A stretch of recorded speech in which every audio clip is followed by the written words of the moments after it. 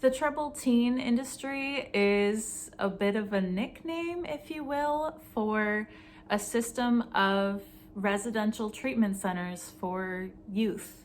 I was in a couple and I know they get a really bad rap, and some of that is deserved, but some of it is not.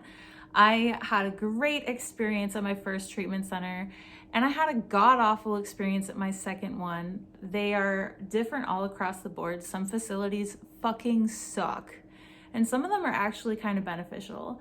But ultimately, it is an industry that bleeds families dry to give therapeutic treatment to struggling teens and young adults. And I don't know how much of that is necessary. A lot of the treatment I got didn't do shit for me. But nonetheless, it is geared towards the mental health and recovery of struggling teens. So a lot of times today when people hear the term treatment, they tend to think of drug and alcohol treatment or a spin dry program where people tend to stay for stints of 30, 60, or 90 days, or even 6 months, but this is nothing like that. First of all, this kind of treatment is not exclusive to recovering alcoholics and addicts. It covers a wide berth of areas of struggling teenness. I don't know what she'd say, like issues. There are a lot of different issues that can be involved in what would allow a student to become, accepted into a program like this. You do have to apply, so you don't just get in for the moody blues. I went to treatment with a lot of people who struggled with personality disorders, eating disorders, gaming addictions like internet addictions, people who struggled with integrity. There was this one guy who was just there because he had terrible integrity. Adoption issues, which I think is a lot of times that you see that in treatment, it's because people who can afford to adopt can afford that kind of treatment. So I think that's why it's so prevalent in that industry. Drug and alcohol, of course, gang-related issues, a lot of different things, trauma, PTSD, childhood abuse, sexual abuse, like pretty much anything that could derail a person's mental illness, or rather mental health. These programs are also unlike the spin dry treatment centers because they are long-term. And when I say long-term, I mean upwards of multiple years. I've had friends who were already in treatment for like 3 years before I even met them in treatment. So they stayed in treatment for, God, such a long time. I think the longest I'd known a person to be in treatment was like 5 years. He just didn't really want to graduate, so he stayed a little bit longer than most. I only was in treatment for 11 months, and that was because this shit is so expensive. This is like luxury treatment, honestly. My treatment centers were maybe $7,500 a month or something like that, like some ridiculous amount of money. I don't know. I'm really bad at math, but I do know that I had a college fund set up by my wealthy uncle that was going to last me the duration of like a 4-year college. It got drained in 11 months, and that's why I left treatment. I was actually set up to do a course of 2.5 years of treatment, so I left before I really got that much work done. It takes a long time to do that work because you have to learn life skills on top of learning how to deal with your own shit. These treatment centers are also unique in their structure because when you're dealing with teens, there are a few different avenues you can take. Teens are in school, teens are in high school or middle school. Some kids are as young as 12. And so some treatment centers are residential, long-term, therapeutic boarding schools, which was my first one. I was in an all-girls boarding school in Vermont, and it's no longer there, which, okay, whatever. Kind of sucked for me because I didn't get to graduate, so I got a good enough diploma instead. And then there are boot camps, there are wilderness programs where you basically backpack your way through therapy and you spend months just backpacking and learning therapy skills. There are also residential treatment centers, which I hear really suck because you don't do a lot there. And I was also in one that was like an aftercare program which basically was set up to transition kids who'd already been institutionalized for a long time back into the real world. Because these kids coming in when they're like 15 and leaving when they're 18 or 19 don't have fucking life skills. They just don't. So that one was set up to teach us how to get a job, how to get a bank account, how to save money, how to work, integration skills on top of like cognitive behavioral therapy and drug and alcohol groups, all that fun stuff. So here's where my treatment went wrong right off the bat. I got put in the wrong focus group. We had like focus groups in my first school, and that was where the majority of your therapy took place, was in working through your core issues.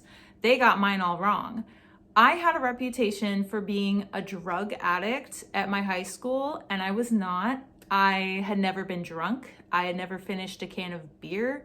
I had never bought weed. I smoked a little bit of weed. I was a lightweight. I didn't do it very often. I was by no means a drug addict. So they put me in the drug and alcohol group because my parents told them, based on rumors they'd heard from other parents, that I was a failure because I was an addict, which I was not at the time. I am now. It got there, but I had like no experience at the time that I was labeled a drug addict. So I fought against that in therapy, and I told them I wasn't an addict and that they were wrong and they were working on the wrong issue. And they told me I couldn't level up until I admitted my denial. So I lied my way through therapy. And that was the only way I was able to advance in the program. The thing is, I had very valid reasons for being there, but they didn't address them with me. I had an abusive boyfriend, and when I broke up with him, he stalked me. I had trauma. I had PTSD already at the age of 18 from family abuse. I had issues with self-esteem. I had issues with suicidal ideations. I had tried to kill myself. I did have a bipolar diagnosis. Like, I had a lot going on, but they wouldn't work on any of that with me. And that carried into my second treatment center because that was my focus. That was my core issue. It was not. So ultimately, these treatment centers did fucking nothing for me. But the first one was all right. Like, it was a positive experience because it got me out of a toxic environment from like having a volatile home life, and it took me away from bullies that I was dealing with at school. A large reason why I refused to go to school in public school was because of the bullying. It took me away from my stalker ex, even though he continued to write letters to my sister, who was also at that school. I got a break. Like, I got a break from the issues at home, and I was fed well, and there were activities and there was structure, which I need. So I did have a positive experience. I did get a lot out of my classes, my art therapy class and my poetry class. And there was a lot of freedom as a senior in my high school to do whatever I wanted with my curriculum. I was allowed to write a paper about penises one time, and I got away with that. So I took advantage of that. And all in all, I did have a good time. I just didn't get anything out of it. The second one was fucking horrible. And I don't know if it was horrible for anyone else that was there, but it was horrible for me. I don't want to get into specifics, but when I got into like working with a new therapist and told her about my abusive ex-boyfriend, she focused on how he wasn't abusive because I was codependent. So she kept trying to enforce that I was codependent and try to get through to me. And I do have codependent tendencies, but she denied that I'd been in an abusive relationship. And that really didn't help me heal from that trauma at all. And I acted out. Sometimes I got in trouble a couple times for that. And then like third strike, you're out. I ended up on like really restrictive penalties because I had broken some, well, actually that time I hadn't broken any rules, but they were suspicious that I had been breaking rules, and I had stopped breaking rules, and I was actively trying to like succeed and grow up and like continue moving forward in the program. But they had suspicions that I wasn't doing well with like the boys And so the first week I wasn't allowed to talk to like one guy in particular who was flirting with me all the time. And then I wasn't allowed to use the computer. I wasn't allowed to go to like this hangout place we had. I wasn't allowed to go to my co-ed groups. I wasn't allowed to go to my AA meetings because there were men there. I wasn't allowed to speak to any single male student in that program at all, not even like my friends, not even to say hi at all. I had to be escorted everywhere I went by a staff member because they didn't trust me. I wasn't allowed to go to any of the outings. Like it went on and on and on. And it sucked. Like it really crushed my spirits. And I was making a lot of progress, but anytime that I said like, well, I did talk to my friend Julian in passing the other day, they would put on another week of restrictions. And my last month and a half that I was there, I wasn't allowed to leave the house without staff, and I wasn't allowed to talk to my friends, and I wasn't allowed to go to groups. And it was really crushing. Like it really made me feel shit about myself. And some of the staff would tell me, yeah, what they're doing to you is unfair because they didn't treat anyone else the way they treated me. Actually, a lot of people who did a hell of a lot worse, like breaking boundaries, as they called it, got away with it or got like a slap on the wrist or they just moved down a level. But I got treated like a fucking scarlet letter wench, man. And this guy that was flirting with me didn't get anything, no restrictions at all, none whatsoever. I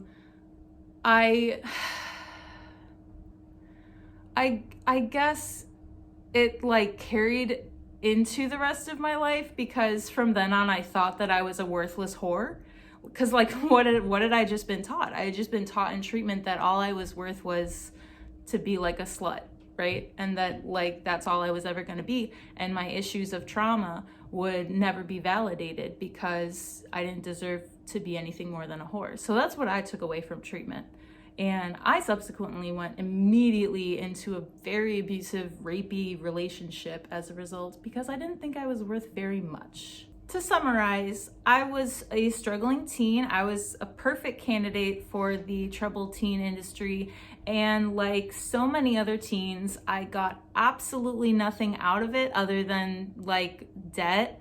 And I suffered in the long term and did a hell of a lot worse as a result of my treatment. So it's totally a thing, totally valid thing. The first place was pretty okay, like I'll give them that, but they never actually worked on my issues. For fucking 11 months of intensive therapy, I never once touched on my actual reasons for being there, and I left feeling worse than when I came in. So for a long time, it had ruined my life. It was a very negative experience for me, and I don't know if I'd recommend it to anyone. I don't know, maybe if they still had that first place around, but you know what? It was a waste of money. It was a huge fucking waste of money.